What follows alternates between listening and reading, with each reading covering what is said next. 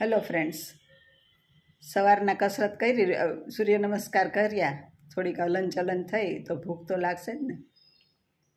સવારનો નાસ્તો રાજા મહારાજાની જેમ જ કરવાનો છે આપણે, અને પૌષ્ટિક આહાર, કચરો માલ નહીં, બધો સારું નાસ્તો કરવાનો. હવે આપણે આજે થોડી દહીંની વાત કરીએ.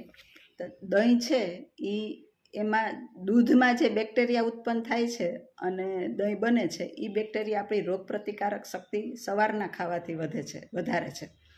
અને નાની વાટકી દહીં હોય કે 5-6 ચમચી જેટલું પણ સવારના નાસ્તામાં લ્યો તો એના ફાયદા ઘણા બધા છે. ને એ બેક્ટેરિયાને પ્રોબાયોટિક્સ કહે છે. એ પ્રોબાયોટિક્સ છે એ આપણા પાચન તંત્રને પણ મજબૂત બનાવે છે અને પાચન શક્તિ વધારે છે. કાનુડો પણ સવારના નાસ્તામાં દહીં ને ઢેબરા યશોદા ભરી દેતા નાસ્તામાં એને લઈ જતો હતો. તમે ગીતમાં સાંભળ્યું હશે, જાગને જાદવા કૃષ્ણ ગો વાળિયા. તો આપણે સવારના નાસ્તામાં જ દહીં લેવાનું છે. બપોરના તમે લઈ શકો.